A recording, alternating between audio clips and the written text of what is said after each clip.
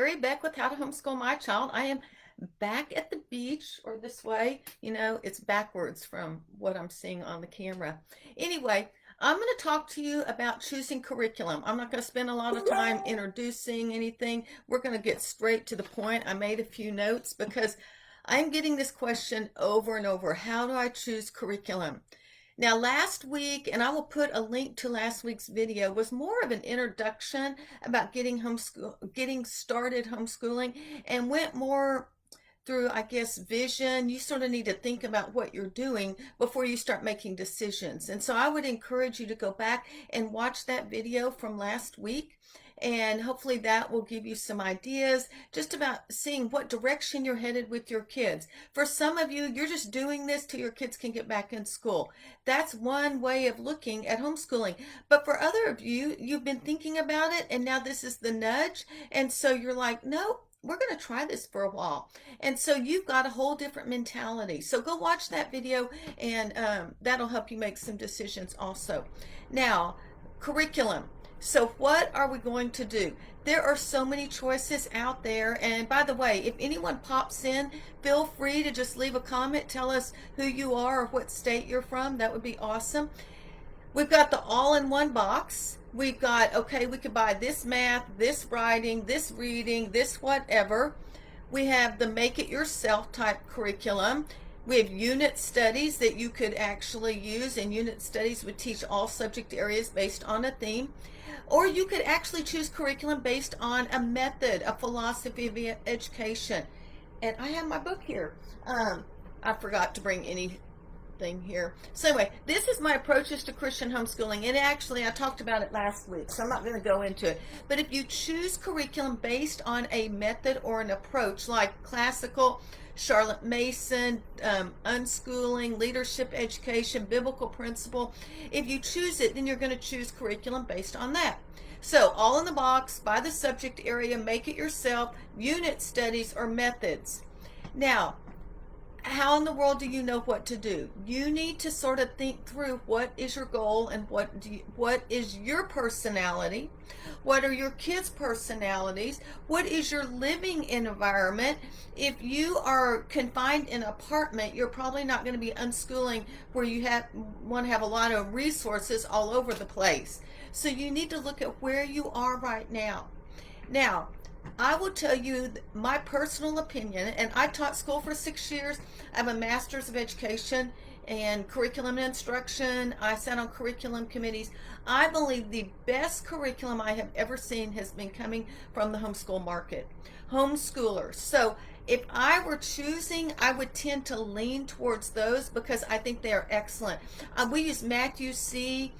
pretty much all the way up until high school. And I was like, where was this when I was teaching 5th grade? So Matthew C. is one I highly recommend. I'm not going to go through names of curriculum here. I may mention a few as we go. But I just want you to know that the products that are coming out of the homeschool market are excellent. And they really teach. Because I think what happens with the textbook, and you may need to use a textbook. You may need to use all in a box. I am not saying don't do that. But what happens is they have created artificial learning experiences so that we can say, you've learned something. And that may be what you need to do through this year, or maybe just to get started. But for me personally, I wanted more real life learning. I wanted to use real books. So I lean towards choosing curriculum that was very literature based, that was book based. Even in math, there are storybooks. I should have brought some of those. I have those right over there.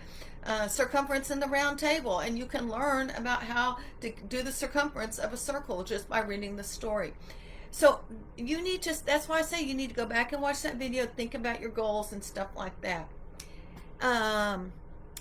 And I mentioned those 3 things: real life learning, artificial learning experiences, real books, and that is all part of Charlotte Mason. For some of you that are interested in Charlotte Mason, my toolkit is still free, little shameless plug, if you get the homeschool bag, and I'll put a link there. And that's $40 with a video on how you could get started. But let's go through the different subject areas. I was visiting with a young mom, and we were going back and forth through all different subject areas and how do you choose. I'm not going to tell you how to choose in a box. If you feel like you need everything in a box or everything from one publisher, go get that grade level.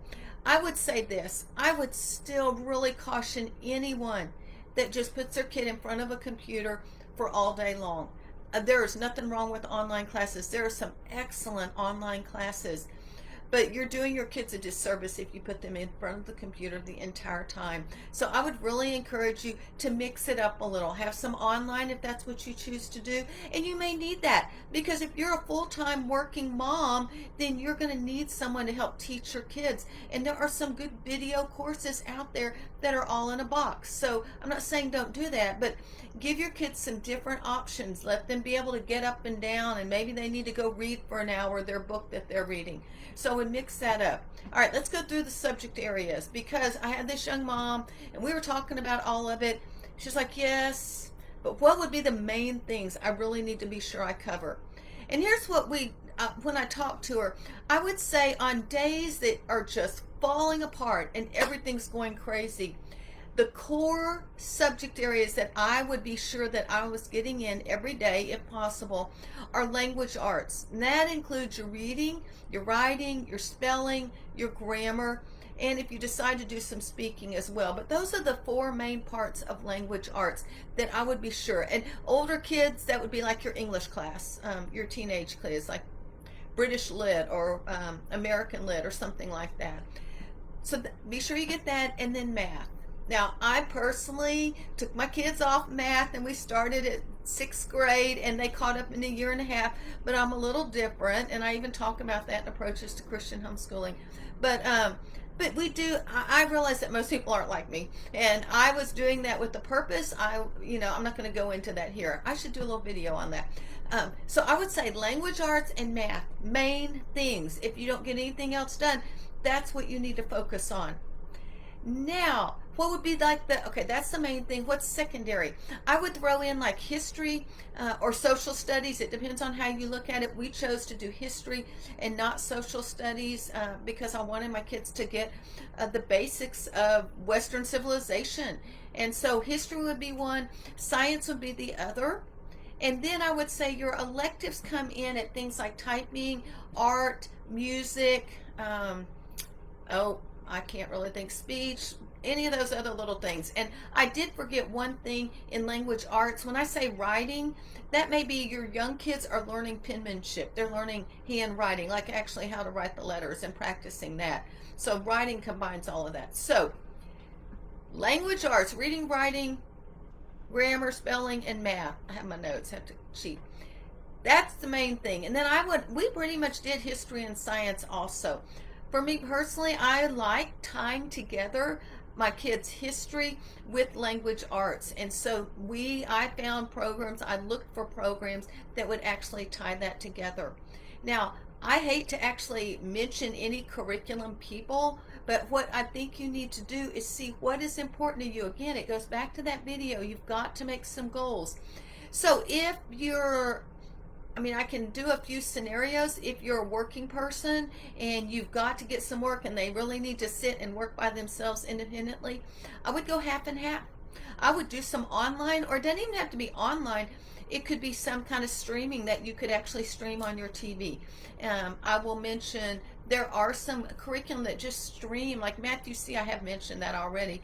And so Matthew C. actually probably, I haven't looked at it lately, we used to get a DVD, but it's probably streaming now, so you could do that. They watch a 10-minute lesson and they're not on the computer the whole time, then they go to their desk and they work independently.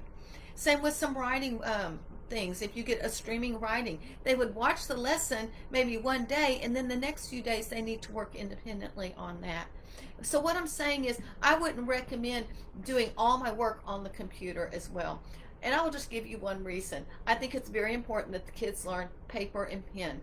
And this isn't part of what I was going to say, but studies have shown that kids learn better and they retain more when they are actually using their hand and handwriting and not doing it on the computer. On the computer, they're just taking dictation and they're not really thinking. But when they are actually handwriting and copying, or handwriting and doing a problem instead of on the computer, whatever they're doing by hand, they are having to think a lot harder because they have to think about what they want to say or how to solve the problem, and then they have to actually write it down, and it slows your brain down some. I have some of those studies by Oppenheimer and Mueller and the UCLA one. The kids that they tested actually did better on tests, the ones that did handwriting notes, than computer notes. So I think that's important. That's just a little side note. So look at how you want to teach. How do you feel comfortable? That's the other thing. So let's talk about it. What is your personality? What's your kid's personality? And then what is your environment like? And those things, I can't tell you, but you need to look at that. Even with this young mom, she knew enough about her kids that one of them had some learning disabilities. And I was like, well, maybe you want to look at this one for this child, but all the rest could go together. So you need to look. Sometimes there's one child that's really struggling. The other thing I would encourage you to do is really hit for mastery, and don't worry so much about just checking off the boxes. That is so hard, because I'm the kind of person that I have my list and I'm like, oh, I forgot to write that down. So I write it down and then I check it off. You may be like that too. Don't worry about the check boxes. The beauty of homeschooling is that kids really learn. And if they don't learn a lesson, they don't do well, go back and do the lesson all over again and just have them do it again. There's enough time within a year-long curriculum, because there's enough enrichment that you can skip over to actually finish. If you just choose something in a box that says this is 1 year of math, all right, there is enough that you can take a step back and review some with your child as well. So I think that's it. I will make just a few little suggestions. If you want to do history from a literature basis, you can get a book list and just read through books. And I would encourage you, if you're doing that, choose one book that you read out loud. Say you're doing the Middle Ages and you read Robin Hood out loud, and then the kids maybe read Door in the Wall if they're little, or maybe they read, if they're older, Fairy Queen or something like that. But that way everyone's on the same history page. I do not encourage having American history for this child and world history for this child and Eastern history for this child. My mind would go crazy. I just couldn't do that. And some of y'all are asking, how do you homeschool multiple kids? Well, that is one way that you can do it. I would encourage you to get history all on the same level. And that way, if you've got, my daughters were in 3rd and 5th or 4th and 6th, 3rd and 5th. And they did the exact same history because their reading level was very similar and they could read the same books. And as we got older, we kept them on the same time period, mostly for me. And then also we would go through the 4 like ancients, and then the Middle Ages, American and modern. Then we could just start all over and go through it again. Science, the other thing is, I would just encourage you to have fun with it. That's one area you really can have fun. Choose topics your kids like. I'm talking mostly elementary, and just go to the library and get some books. There's some really good experience. Magic School Bus books actually have some really good ideas and teach science. You don't need a textbook. I mean, you could get one if you want one, but just go through and then do 1 or 2 activities a week. And then when they move to junior high or high school, then you might consider getting a curriculum. Definitely in high school, biology and chemistry and all of those. But that's just me. For art, I just found some art books and areas that they were interested in, and then we did that. I actually keep art appreciation books, and we would look at one painting at the beginning, and I will do a video on this, my family time. I'm running into a lot of videos I need to make. Family time, first hour of the morning, read out loud for 30 minutes and do whatever else mom thinks is important, and we would do art appreciation that way as well. Okay. I know you probably have questions about specific curriculum. I don't mind giving my feedback, but I don't want to stand here and just say, here's the math, and here's the writing, and here's reading, because your children are all different, your family's all different. But if you have a question, you can either leave it in the comments, or you can just message me, and we can message back and forth. If you leave it in the comments, the nice thing about that is you can actually see what other people write and get ideas from them. And they may have a situation like we had an only child thread, and they may have an only child that you just go to that thread, and if you do have an only child, go look at it. There's some really good advice there. So Thanks for spending a little bit of time with me. I am Carrie Beck. I will be back on Wednesday afternoon, and I will be talking about daily schedules. And then next week, hopefully, we'll talk about multiple kids and family time, I guess. Thanks for spending time with me. I see ya. I'm here at the beach. Talk to you later.